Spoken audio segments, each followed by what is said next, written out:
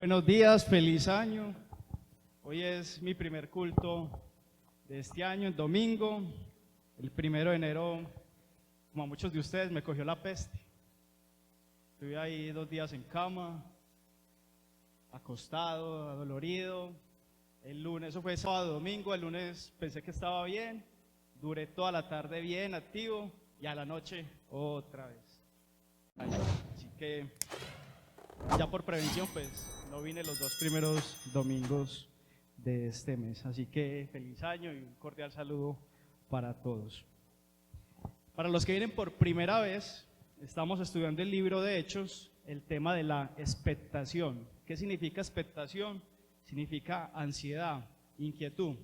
¿Por qué? Porque estamos en un momento raro de la historia.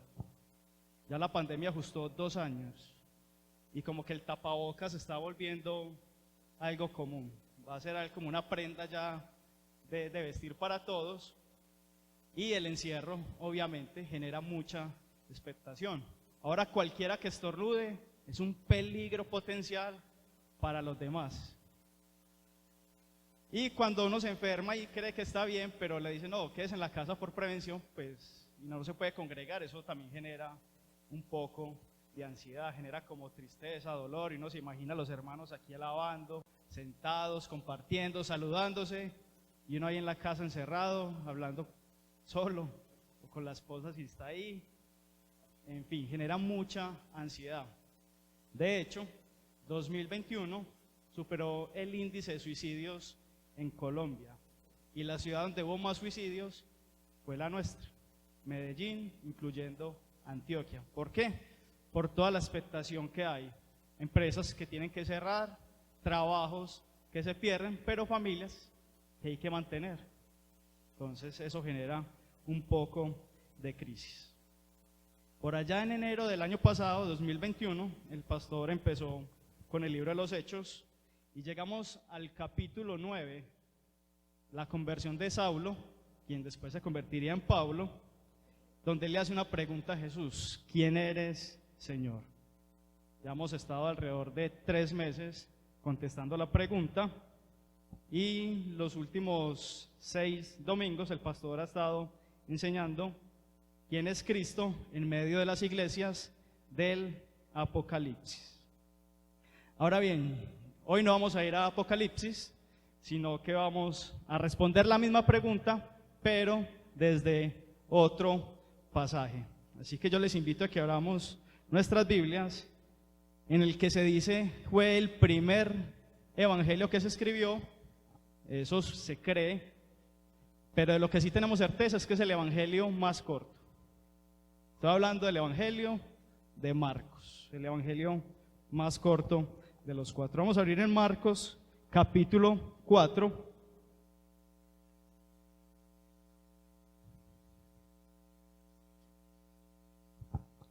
Y vamos a leer desde el verso 35 al verso 41.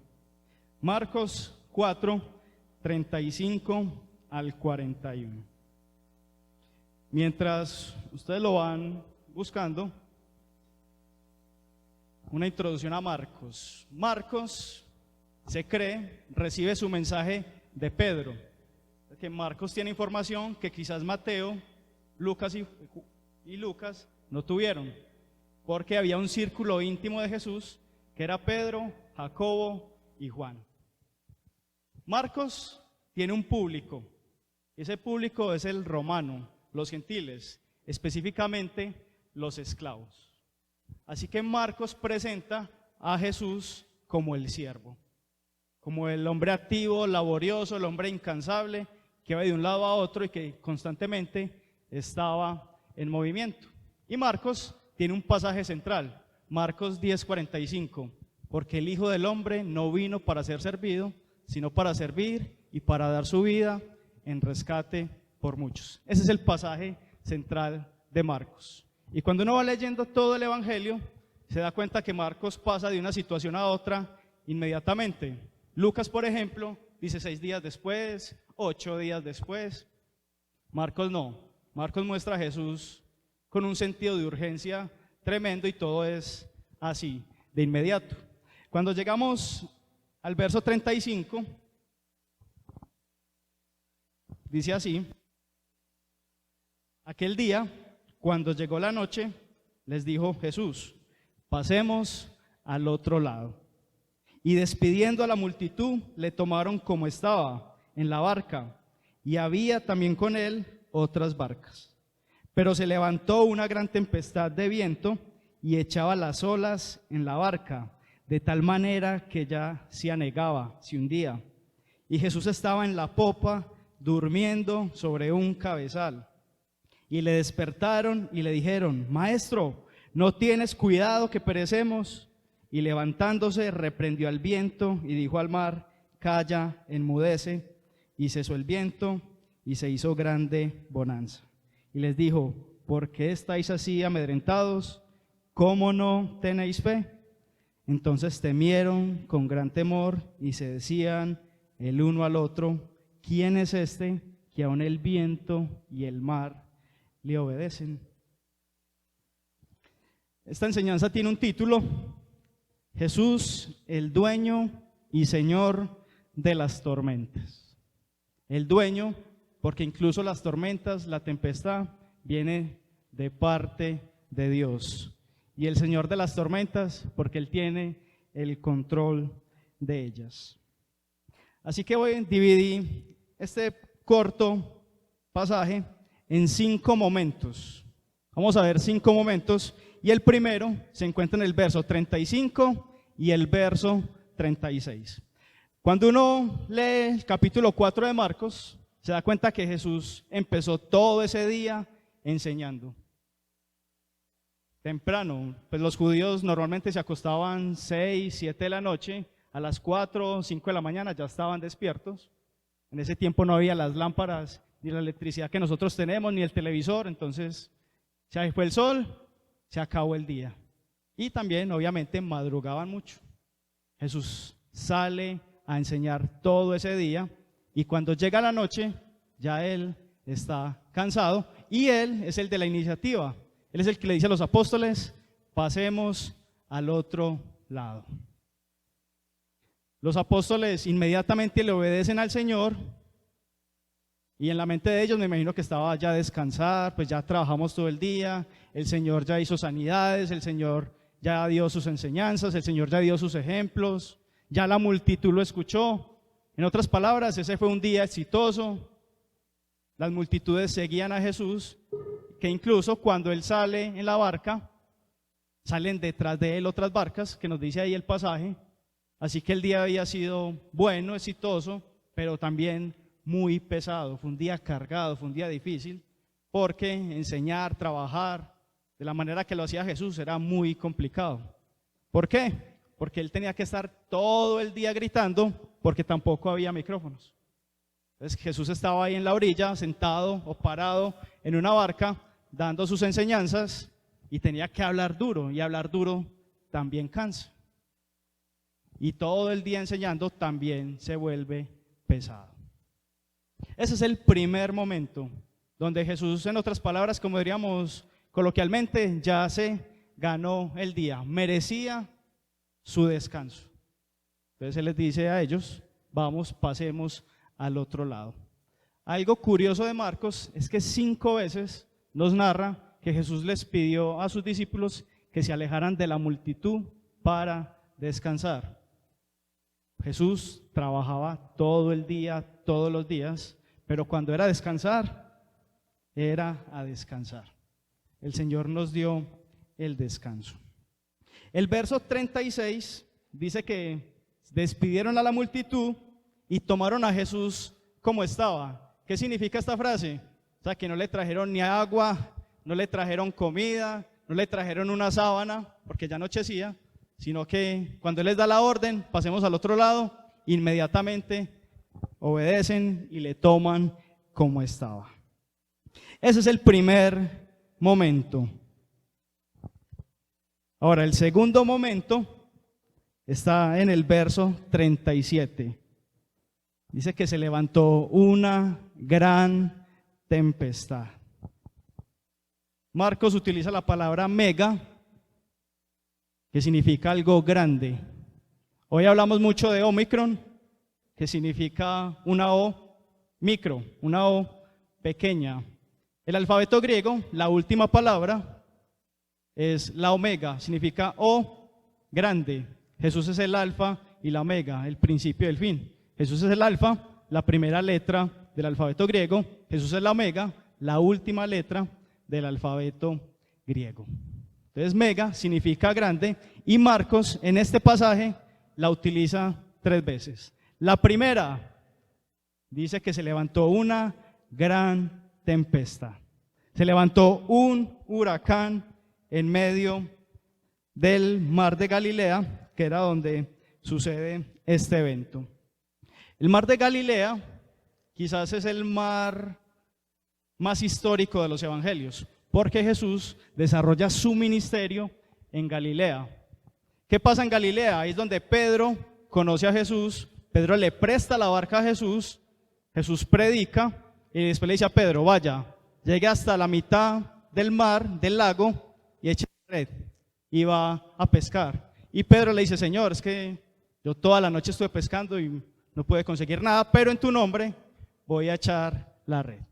Así que en el mar de Galilea es donde sucede la pesca milagrosa, donde Pedro reconoce que Jesús es Dios y le dije, apártate de mí, Señor, que soy pecador. En el mar de Galilea, donde sucede este evento, también es donde Pedro y Jesús caminan sobre el agua. O sea que en el mar de Galilea hubo muchos milagros, pero el mar de Galilea tiene una particularidad que no la tiene ningún otro mar en la tierra. Y es que primero, no es un mar, sino que es un lago, hace parte del río Jordán, que desemboca ahí, es una llanura más o menos de 20 kilómetros de largo por 12 de ancho, digamos que es pequeño, es de agua dulce, pero le llaman el mar de Galilea, aunque es realmente un lago.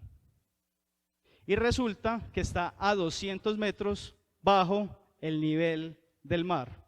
O sea, en otras palabras, es un hueco.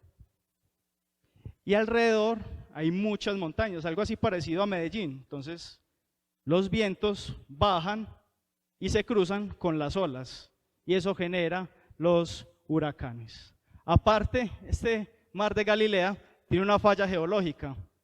Entonces, tiene unas cuevas subterráneas por donde se filtra el viento. Y en cualquier momento del año y en cualquier momento del día, así el cielo esté despejado, se puede desatar una tormenta. Y eso sigue vigente el día de hoy. Los que vayan a Israel se van a dar cuenta, cuando pasen por allá y les van a contar toda la historia, que en cualquier momento se puede desatar una tormenta. Y alguien, escuchando muchas enseñanzas sobre esto, decía que cuando él estuvo allá, el de la barca le dijo, yo no me devuelvo por nadie. Si se desata una tormenta, seguimos derecho. Si alguien se cae, se cayó. O sea, es un mar peligroso el día de hoy, es un mar único. De hecho, es un lago y genera esas turbulencias en cualquier momento del año. Históricamente, una vez fue tan fuerte el viento que el agua se entró a la ciudad de Tiberias alrededor de 180 metros. O sea, imagínese usted la playa y que el mar se venga hacia la ciudad 180 metros. Eso es una distancia muy grande. E incluso se ha hablado de que en este mar de Galilea, para los pescadores sigue siendo un dolor de cabeza. Pedro, Jacobo, Juan y Andrés tenían experiencia lidiando con el mar de Galilea, pero cuando se desata un huracán, una tormenta, eso no sirve de nada la experiencia, que fue lo que pasó en este pasaje. El mar, el lago más histórico donde Jesús desarrolla su ministerio. Entre noviembre y abril es más peligroso navegar. Sin embargo, como es una zona prolífica para pescar, pues sigue siendo rentable. Eso me acordaba a un dato que escuchaba una vez. Las personas que trabajan en plantas nucleares están expuestos a que en cualquier momento haya una reacción y el que esté allá ya no puede salir porque queda con ese uranio, creo que es el elemento que se maneja ahí. entonces es muy peligroso traer una planta nuclear, pero como es rentable, entonces siempre va a haber gente que lo haga. Afortunadamente, pues aquí en Colombia no tenemos plantas nucleares, y eso pasa con el mar de Galilea. Es peligroso, pero es una zona prolífica para pescar, y si uno es pescador, pues ahí puede obtener una buena fuente de ingresos. Así que vamos en dos momentos. El primero, Jesús está cansado, Jesús ya trabajó todo el día, le dice a los apóstoles, pasemos al otro lado. Ellos obedecen, se montan en la barca, una barca pequeña, es para pescar, caben 15, 20 personas, una ola de 3 metros puede empezar a inundar la barca, y eso es lo que sucede acá. Ahora, el tercer momento, que es quizás uno de los momentos más graciosos, porque hay dos en este pasaje, es que Marcos, después de contarnos la tormenta, nos dice qué estaba haciendo Jesús. Vuelve al Señor. Y curiosamente, nuestro Señor en ese momento está durmiendo. O sea, la barca está así, el agua se está filtrando en la barca, pero el Señor está tan cansado que en ese momento prácticamente la tormenta lo estaba arrullando. Yo una vez tuve un sueño así de profundo. Yo me acuerdo que mi esposa salió a trabajar a las 6 de la tarde, yo miré la hora, bueno, tengo una hora más para dormir, y a las 8 fue mi hermano a despertarme, y él me hacía así, yo no reaccionaba, y él seguía y me hacía más duro, y nada. ¿Qué me despertó? Que él se tomó la cabeza y dijo, este se murió, y gritó. Entonces ahí yo como que, uy, ¿qué pasó? Cuando yo lo veo a él ahí como asustado. Y yo no sé, yo me acuerdo que eran las 6 y ahí prácticamente caí en un sueño profundo que nada me despertaba. Yo creo que estaba soñando con la fórmula para ir al pasado, y cuando me iban a dar me despertaron. Es un día muy largo y Jesús está durmiendo. Curioso, el dueño y Señor del sueño, nuestro Dios, cae rendido ante él. ¿Qué nos quiere mostrar Marcos? Que Jesús fue completamente humano cuando estuvo aquí en la tierra. ¿Y cuál es la intención de todos los evangelios? Mostrar que Jesús es Dios, mostrar que Jesús es el Mesías. Ese es el propósito de todos los evangelios. Y aquí Marcos nos dice, Jesús es el Mesías, pero también fue completamente humano y también cayó rendido de sueño. Cristo en ocasiones pasaba la noche entera orando, tenía un ritmo de vida pesado, y por eso cuando decidía descansar, era a descansar. Y eso es lo extraordinario de este pasaje, que Dios se hizo hombre, y este pasaje nos lo recuerda. Hombre como uno de nosotros. O sea, Dios habló en el Antiguo Testamento por profetas, y en el Nuevo Testamento decide Él mismo venir, bajar e interactuar con nosotros, tal cual como un ser humano frágil, débil, con sueño, con hambre. Por eso el Evangelio, mis amados, y lo hemos visto con la carta a los Gálatas, sigue siendo algo glorioso, algo único, algo maravilloso. Dios hecho hombre. Continuamos en el verso 38. Jesús estaba en la popa, durmiendo sobre un cabezal. ¿Y qué hacen los apóstoles? Le despiertan y le dicen, Maestro, ¿no tienes cuidado de nosotros que perecemos? No le están diciendo, Maestro, sálvanos. Le están diciendo, Maestro, despiértese y ayude. Usted fue el que nos metió en esto. Los apóstoles aquí fueron insolentes, fueron groseros. Le están diciendo, Señor, la barca se está hundiendo y usted ahí dormido. Es que no le importa que nos estamos hundiendo. Esa fue la forma como ellos despertaron al Señor. Pero eso tiene un detonante, y ese detonante es el miedo, el temor. Porque ellos reaccionan así, porque están al borde de la muerte. Y ya las enseñanzas de Jesús en ese momento, como que se les olvidó. Dijeron, no, en este momento sobrevivamos. Ya después miramos qué hacemos con lo que Él nos ha dicho. Y es una crítica a los apóstoles, claro, pero el problema es que ahí también caemos nosotros. Decía un predicador, cuando uno toma este texto, hay tres opciones. Le está hablando a gente que está en medio de la tormenta, que acabó de salir de una tormenta o que próximamente va a entrar a una tormenta. Porque al fin y al cabo eso es la vida. Pasamos momentos felices, momentos alegres, pero también llegan momentos duros, complicados, de enfermedad, de muerte, de escasez, etcétera, etcétera. Y lo que muestra este pasaje es la reacción de ellos. Jesús ya había hecho muchos milagros. Jesús ya les había mostrado quién era Él. Pero en medio de la tempestad, esta fue su reacción. Señor, levántese y ayude, porque prácticamente usted fue el que nos metió en esto. Ese es el tercer momento, pero no se queda ahí en el verso 38. Perdón, el verso 39. Jesús se levanta, reprende al viento y dijo al mar: calla, enmudece. Y cesó el viento y se hizo grande bonanza. ¿Cómo era la tormenta? Era una mega tormenta, era un huracán.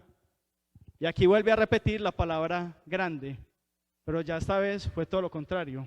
Una grande bonanza, una mega bonanza, una mega tranquilidad. El mar estaba bravo, los vientos, se levanta Jesús, reprende al viento, le dice al mar: calla, enmudece, e inmediatamente el mar y el viento obedecen. Y lo curioso es que, pues, si hay mucho viento, pues debe haber un periodo de calma. Aquí dice que inmediatamente el mar y el viento obedecieron y se hizo una grande bonanza. Muy bonita la historia. Ahora, estamos hablando de los apóstoles, la forma como lo despertaron. Ellos venían luchando solos, sacando el agua, porque dice que ya se anegaba, ya se estaba hundiendo. Ellos luchando, sacando el agua, y la solución la tenían ahí. Jesús estaba ahí dormido, pero ellos lo despertaron pues ya cuando estaban desesperados. Imagínense los ridículos que se dieron sentir ellos al ver que Jesús era sino levantarse, hablar y ya, todo se calmaba. Los ridículos que somos nosotros, enfrentando todo solos, confiando en nuestras fortalezas, confiando en lo que tenemos, cuando la solución está en Dios. Si algo me deja a mí el 2021 es que a mí la fortaleza física que yo pensaba que tenía, el 2021 se me acabó. Yo toda la vida he sido alérgico al polvo y yo salgo de una gripa y me meto en otra. Llegó la pandemia y a mí jamás me dio una gripa. Empieza 2021, enero iba caminando para el trabajo, no iba corriendo, iba caminando, me doblo el pie, no quería ir al médico, el jefe me dice: no vaya, y me dan 5 días de incapacidad. Yo decía: no, es que eso no es nada, 5 días de incapacidad. Yo llevaba una vida laboral de 10 años, desde 2011, y mi primera incapacidad llegó 10 años después. Yo me sentía raro. Bueno, son 5 días. En 5 días sí, me recuperé y seguí caminando, corriendo. En julio me voy a jugar un partido. Y ahí se me daña la rodilla izquierda, que todavía me duele. Voy al médico, me dan otros 5 días de incapacidad. Él me dice: no, dentro de 20 días usted puede seguir jugando fútbol. Listo. Pasan los 20 días, todavía el dolor. Pasa un mes, todavía el dolor. Pasan 3 meses, todavía el dolor. Van 6 meses. Yo no puedo correr en este momento, tengo dolor.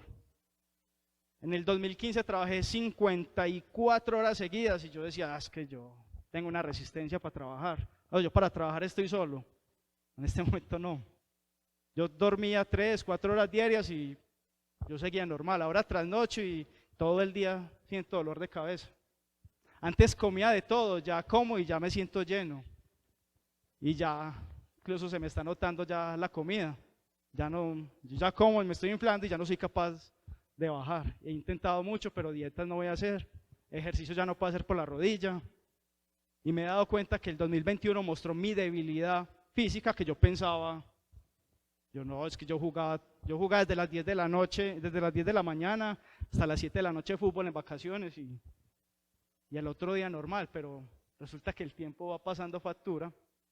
Pero esto nos va enseñando que nosotros al fin y al cabo seguimos siendo frágiles, débiles y dependientes de Dios.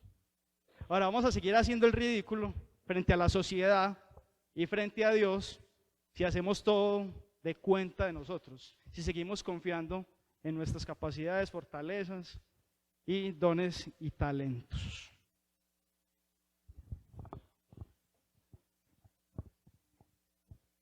Verso 40. El cuarto momento.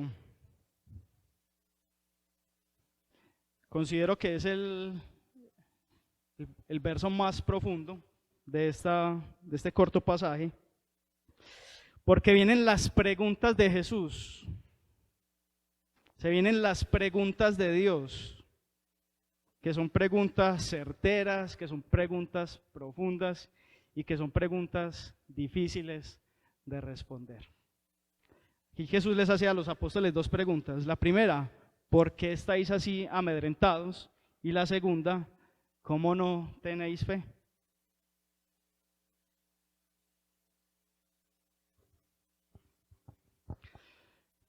Cuando leamos preguntas de Dios al hombre, tratemos de responderlas. Nos vamos a dar cuenta que son muy complicadas, son muy difíciles de responder. En Lucas 6:46, Jesús hace una pregunta que al día de hoy nos sigue atañendo a nosotros. ¿Por qué me llaman Señor, Señor, si no hacen lo que yo les digo? Y más adelante en Lucas 9, Él hace otra pregunta. Cuando venga el Hijo del Hombre, ¿hallará fe en la tierra? Son preguntas que nos tienen que inquietar. Decimos Señor, Señor, nos congregamos, lo adoramos, cargamos la Biblia, decimos que somos creyentes, cristianos, pero si no hacemos lo que Él nos dice, Él no es nuestro Señor. Y aquí vimos con el pastor, ¿quién eres, Señor? Jesús le dice, yo soy el dueño de todo. Pero resulta que a veces Jesús no es el dueño de todo. Nosotros creemos que nosotros somos los dueños de nosotros mismos. Y aquí vemos a los apóstoles, andan ya un buen tiempo con Jesús todos los días, visto milagros, sanidades, resucitar muertos, alimentar multitudes, pero cuando llegó la tempestad, ya no, ahí sí el Señor no nos sirve. Y eso es lo que hemos visto con Gálatas. O sea, es que el Evangelio aplica para toda la vida. O sea, yo no solamente soy creyente o estoy adorando a Dios cuando vengo un domingo a la iglesia. La adoración es parte de la vida. Yo soy cristiano tiempo completo. No soy ni oncemesino, ni solamente los días de culto, miércoles, domingo. No, yo soy creyente todo el día, todo el año. Porque seguimos haciendo el ridículo, desconfiando de Dios. Si incluso los de afuera constantemente nos están diciendo, pues que usted es cristiano, ¿usted por qué está haciendo eso?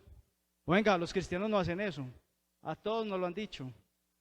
¿Por qué? Porque ellos están esperando que nosotros tengamos la fe que Jesús nos está pidiendo. Y Jesús nos está reclamando a todos nosotros. Entonces, porque están amedrentados, porque tienen temor, porque tienen miedo. Por una tormenta. Si yo les dije que íbamos a pasar al otro lado. ¿Qué demuestra esta actitud en los apóstoles? Falta de confianza en el Señor. Ellos desconfiaron del poder de Dios. Y Jesús se levanta y les recrimina y les hace esas dos preguntas. Duro uno salir de ese susto. Casi me muero, casi nos ahogamos. Y llega el Señor y empieza a hacer esas preguntas cuestionantes. ¿Y por qué no tienen fe? ¿Cómo no tienen fe? O sea, ¿qué más quieren? ¿Qué más queremos nosotros? la parábola del rico y Lázaro. Señor, manda a un muerto para que le predique a mis hermanos. Y le dice Abraham en el seno, es que si no creen a Moisés, así se levante un muerto, no van a creer. Nosotros por fe, y por eso estamos aquí, estamos seguros que Dios se hizo hombre y que resucitó, y que nos ha dado a nosotros la salvación. Pero, ¿cómo vamos a actuar en medio de la tormenta? Si ya la estamos viviendo, si acabamos de salir de una, o si vamos a entrar. Son preguntas duras. Y cada vez que el Señor pregunta, hermanos, tratemos de contestar. Porque esas preguntas solamente se quedaron ahí. Siguen vigentes para nosotros hoy. Entonces les dije, había dos momentos graciosos en el pasaje. El primero es que Jesús se levanta, habla y todo se calma. Y los apóstoles habían estado trabajando muy duro para salir vivos de la tormenta. Y el segundo momento gracioso es el verso 41. Y otra vez Marcos nos vuelve a hablar de la palabra mega.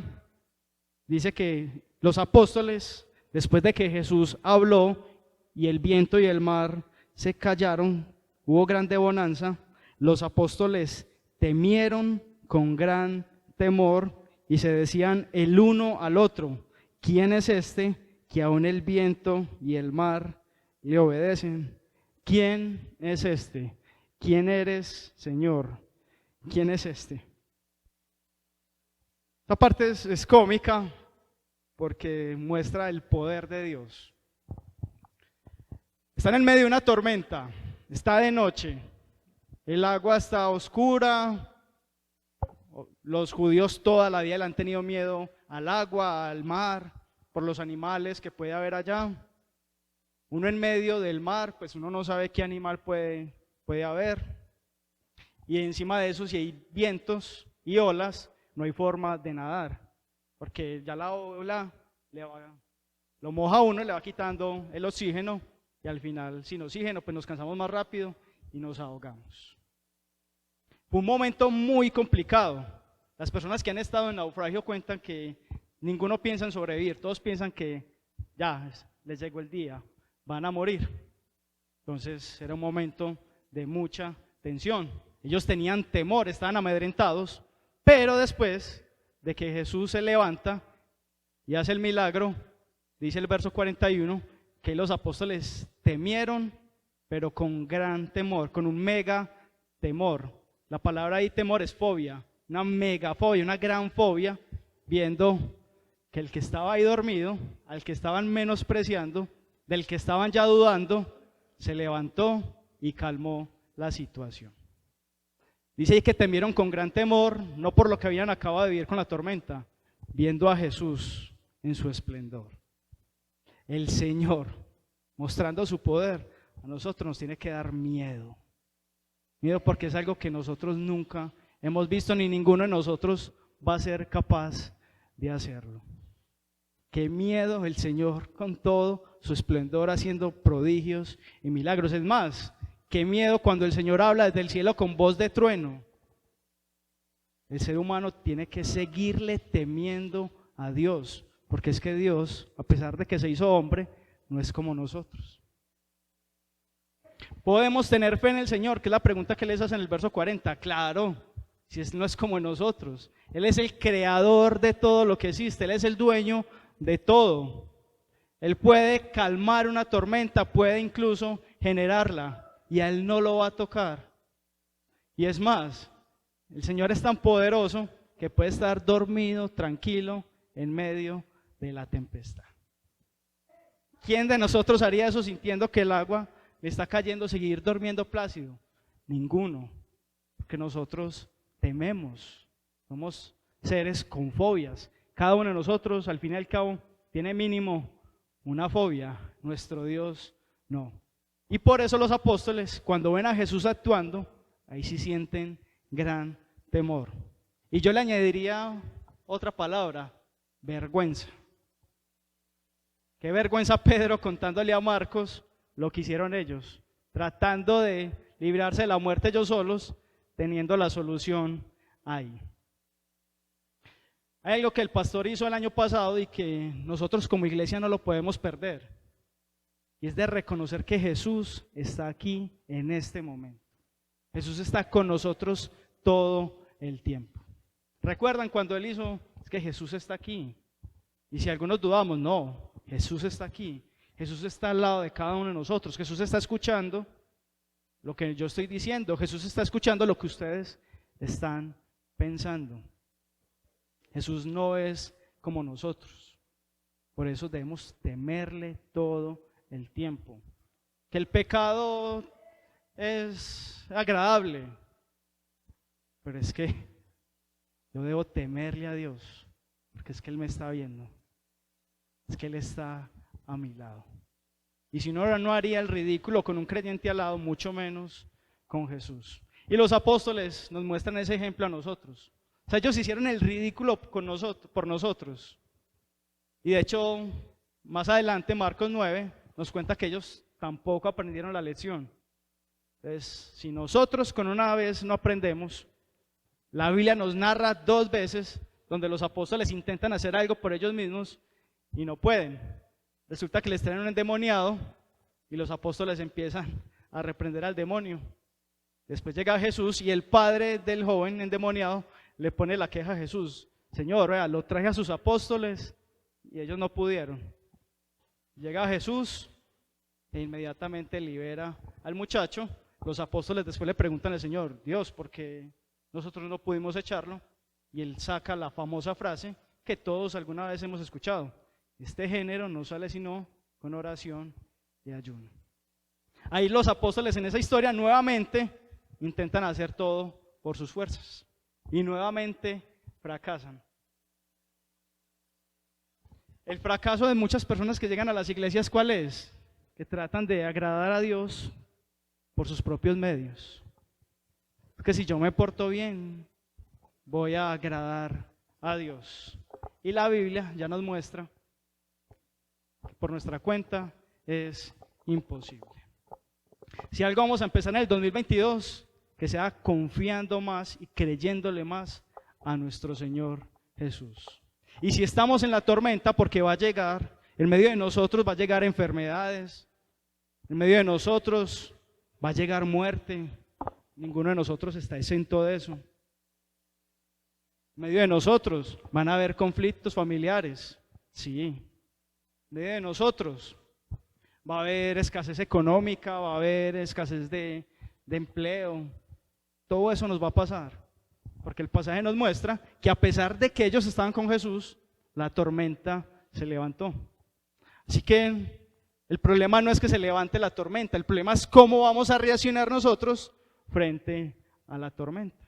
Y si hicimos el examen, que lo ideal es que cada uno lo haga del año que se fue, que uno diga, bueno, aprendí esto, corregí esto, o al final me puse 20 propósitos y no cumplí ninguno, que es lo que pasa normalmente, pues es importante que como iglesia, como miembro de una congregación, cada uno de nosotros se evalúe.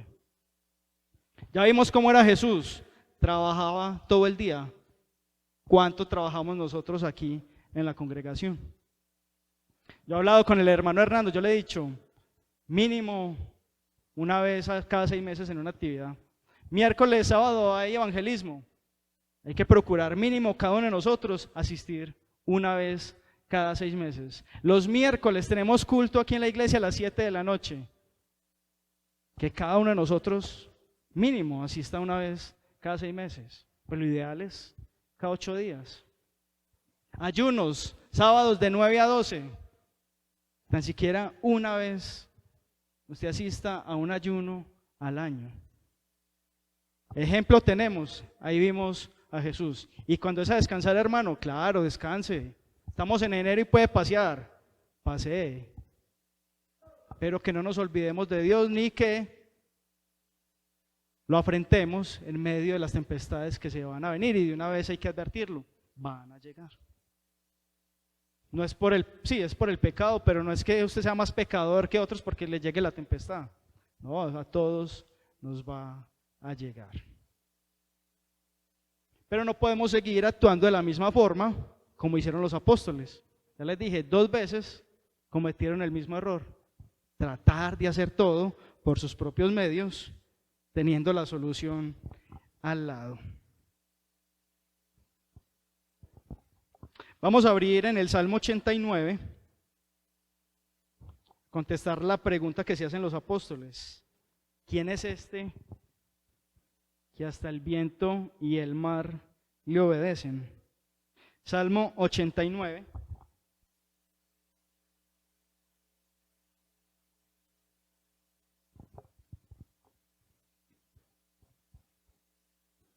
Versos 8 y 9.